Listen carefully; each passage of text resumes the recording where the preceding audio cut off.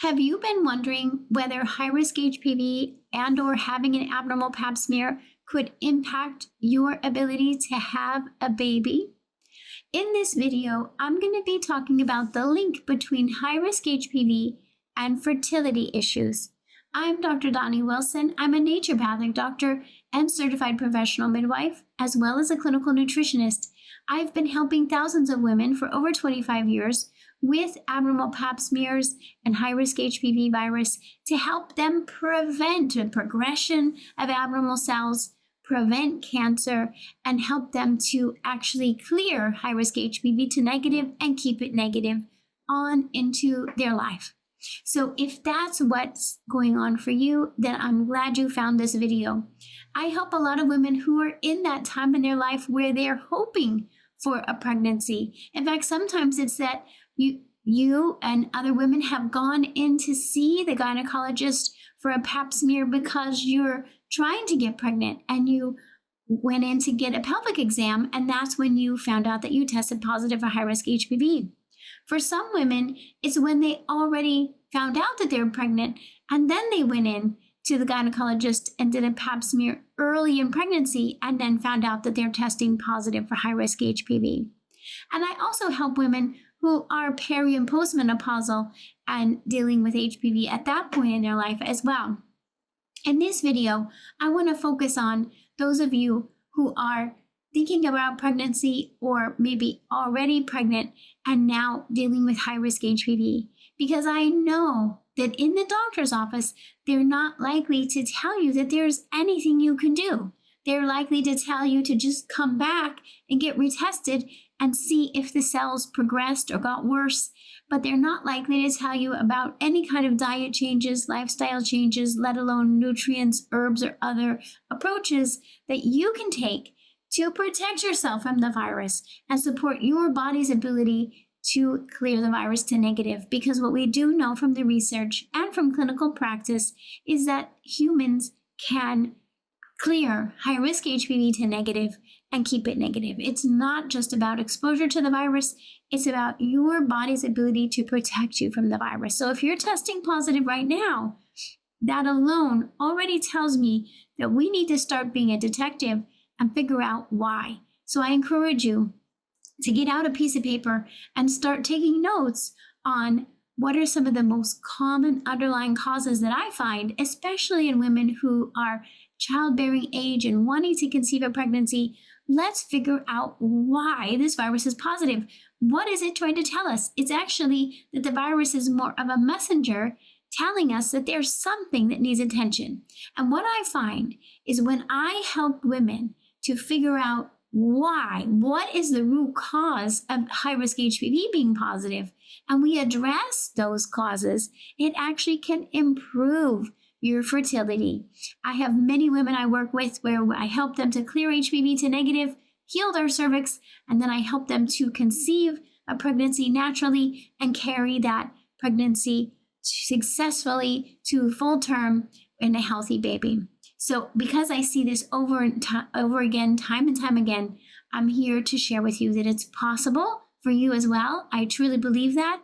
And the sooner we can get started in understanding what your body needs and what it's trying to tell us, the sooner you can benefit from this.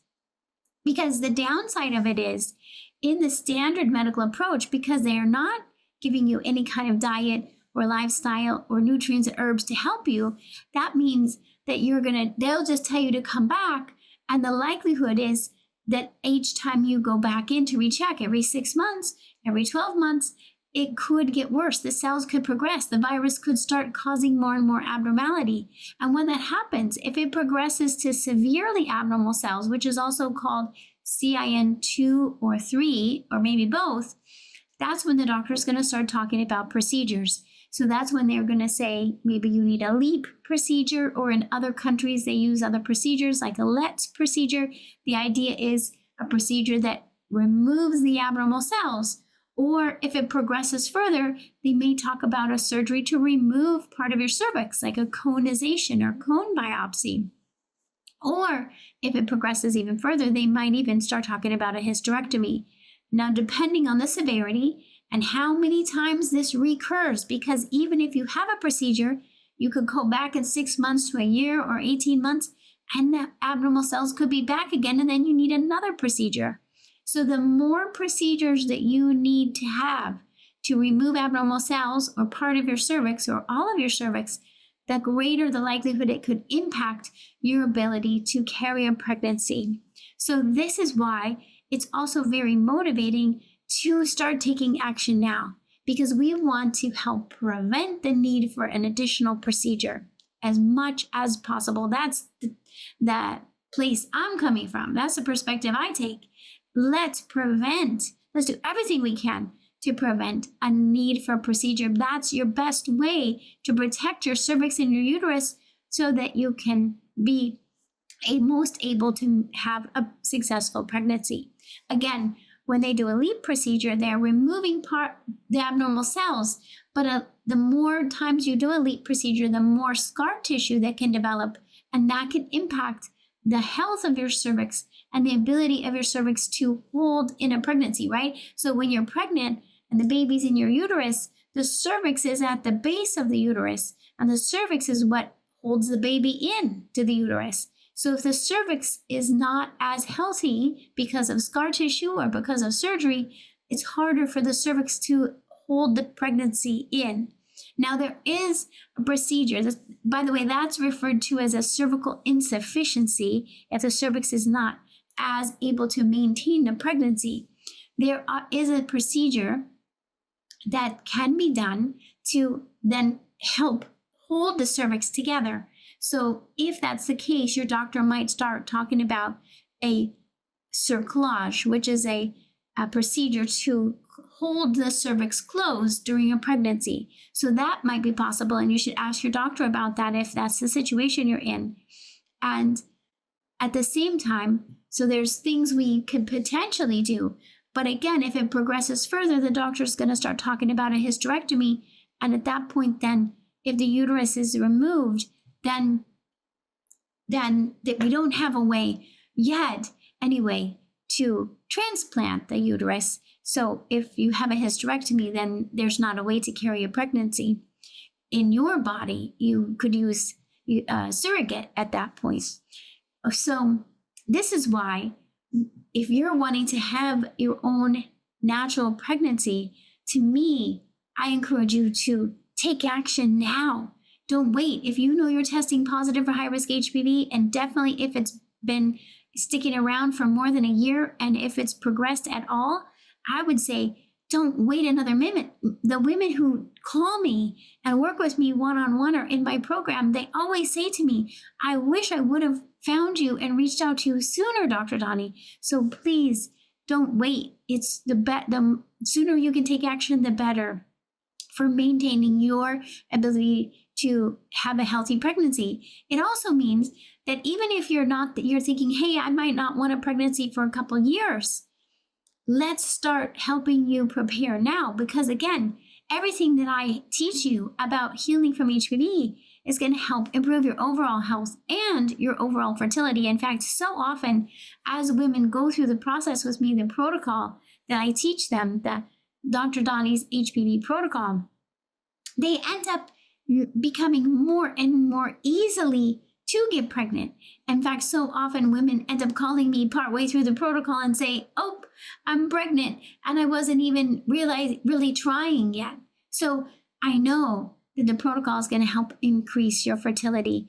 And so that's already exciting news, right? And what we do, the way I think about it as a naturopathic doctor, this is the philosophy of naturopathic medicine. This is what we think of the body is interconnected. You know, what's happening in your cervix, in your uterus is not separate from what's happening in your gut, in your nervous system, in the whole rest of your body. So we need to look at your body as an interconnected system physically, but also interconnected mind and emotions and even spirit. We need to look at all levels of your reality and your environment and your experience. And that's how we start to get the clues to understand what your body's really been trying to tell us. Because ultimately, high-risk HPV virus is the messenger telling us, hey, something needs attention.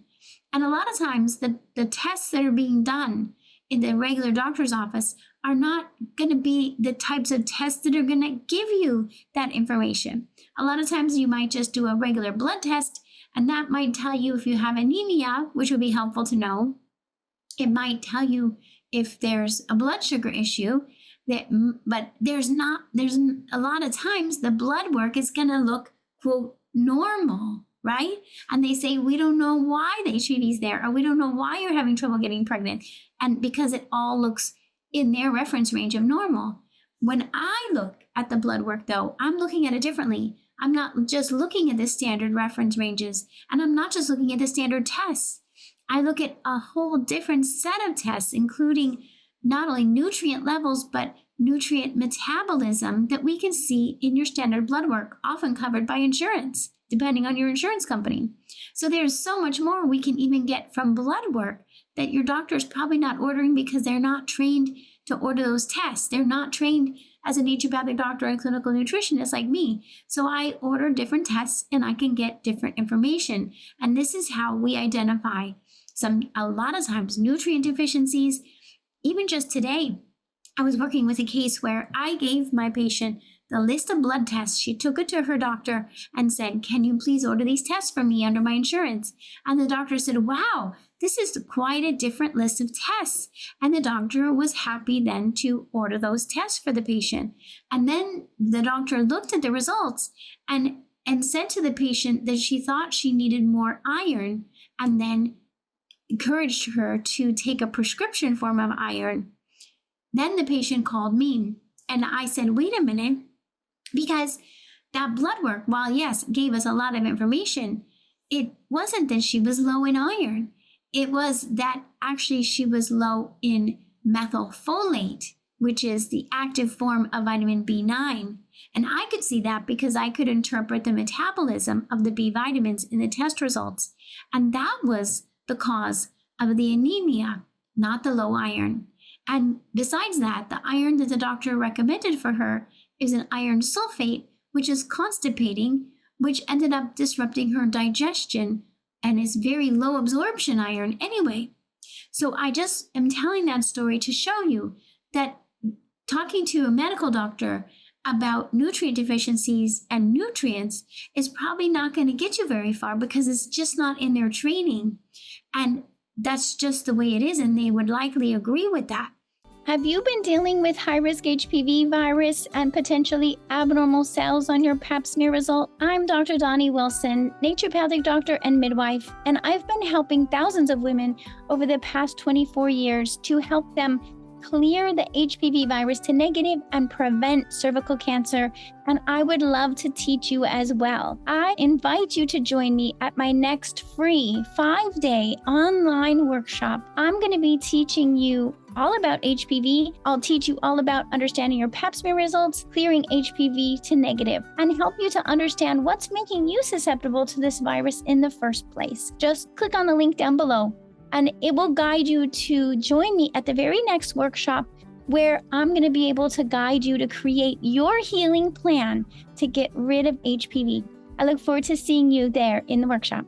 When you talk to a practitioner like me, and especially in my case, where I've been specializing in helping women with abnormal pap smears for over 25 years, I know exactly which tests and even what could get covered by insurance, and then how to understand those results, and then how to recommend the right nutrients for you and your body, because it's not all one size fits all. What I can tell you is, in a case like that, we know definitely that yes, iron is something that I often do find to be deficient for women, but we don't just test iron levels, we have to test ferritin levels. And then iron is not just important for healing from HPV, but iron is also essential for pregnancy. So the same nutrients are important in both places. Same with folate. Methylfolate, which is this active form of vitamin B9, is essential for protecting you from HPV, but it's also essential for pregnancy. So a lot of times, some of the same nutrients, same with vitamin D. Many women are low in vitamin D. Even though the reference range says it's normal, we know that optimal ranges are going to help you to protect yourself from high-risk HPV and support a healthy pregnancy. So I can guide you through each and every nutrient to make sure you have the nutrients that are going to help your body protect you from HPV and support a healthy pregnancy. And that's just starting with the nutrients. Then we can go on to looking at blood sugar levels, hormone levels. And by the way, hormone levels, we can measure estrogen and progesterone in the blood. But again, the normal range is really a wide range. It's very easy to fall in normal. So I won't go just by normal estrogen and progesterone levels. We're going to measure your estrogen and progesterone in a urine panel that also can show us the metabolism of those hormones so we can understand exactly what's going on in your body and if your body needs help, not only with the production, but also the breakdown of those hormones to support your ability to protect yourself from HPV and your ability to have a healthy pregnancy.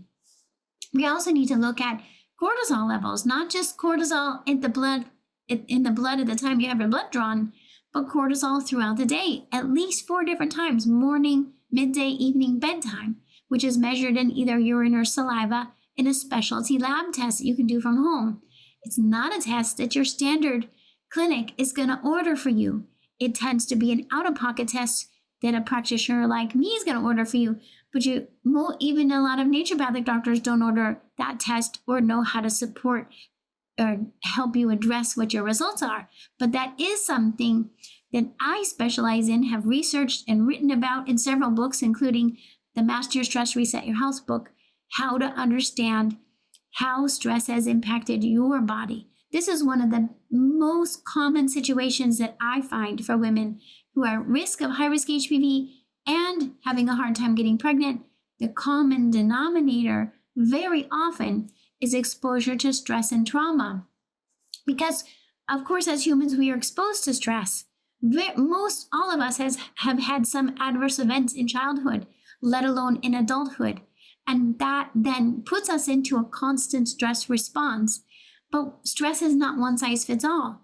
For some of us, our cortisol remains too high, and for some of us, the cortisol stays too low. Either way, if cortisol is not optimal throughout the day and into the night, that's going to impact your immune system's ability to protect you from high-risk HPV, and that's going to impact your ovaries' ability to ovulate and maintain a healthy pregnancy. You see, there's another commonality. So we need to know exactly what's happening with your cortisol level. Is it too high or too low? Because the treatment's different. I'm going to recommend different herbs, different nutrients, and different approaches depending on whether your cortisol is too high or too low at different times of day.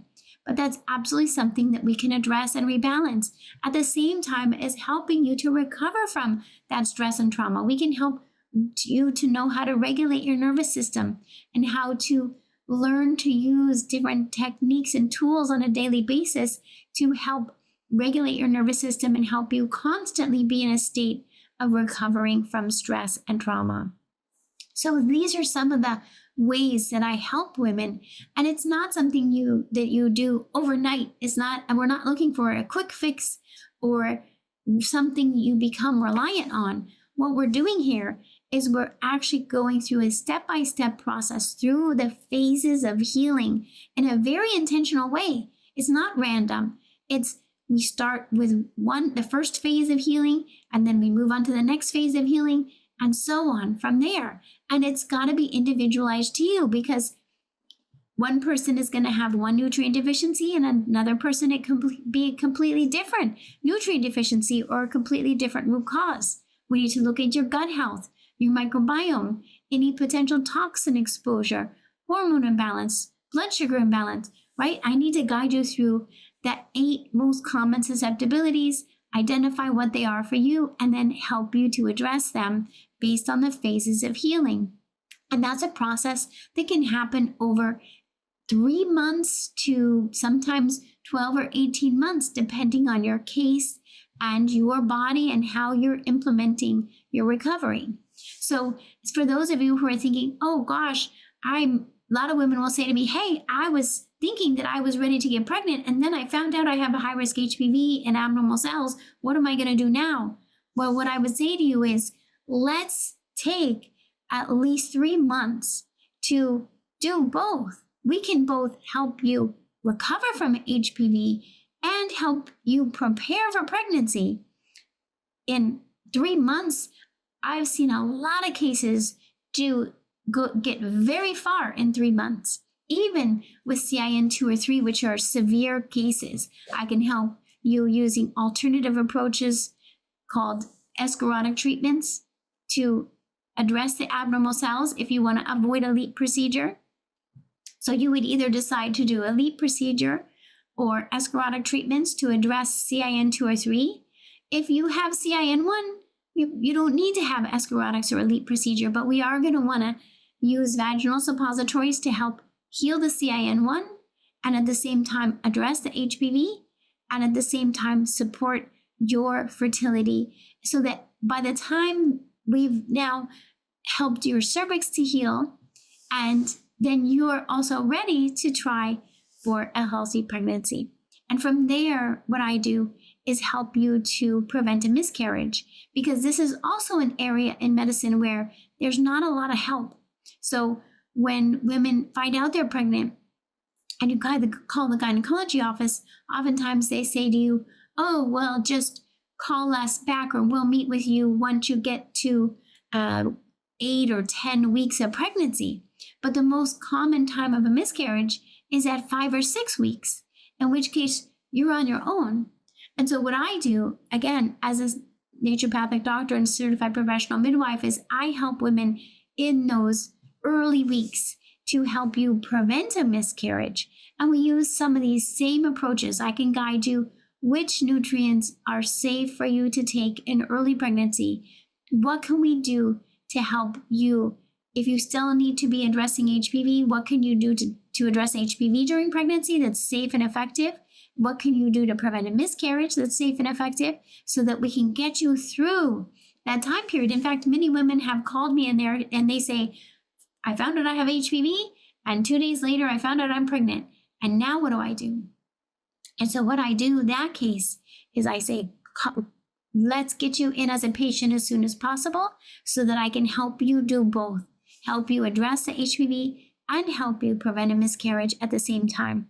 And what's some of the most rewarding things, the rewarding cases I work with are those cases where then I'm able to help those women to prevent a miscarriage, get all the way through a pregnancy, have their healthy baby, and then find out that we were also able to completely get HPV to negative and heal their cervix at the same time. And we see that case after case, time and time again. So I just want you to know that that's possible. I want you to know it's probably not something you're going to hear about from your standard doctor's office because it's not something that they're trained in or specialize in, but that is what I do. I originally trained to work in a standard gynecology and midwifery office, and then I saw that this is an area that women need help with and it's not getting addressed in standard care. So I decided to find a way to offer this to women. So if this is what you're looking for, then I welcome you to reach out. You can always just call my office. You can just call 855-316-2114. You can also go right to my website at drdoni.com, doctordoni.com. And you could also, down below, I'll put a link where you can schedule a call with my team to talk about your case and your situation so they can help you understand what the options are, whether you may want to work with me one-on-one so that I can help you directly.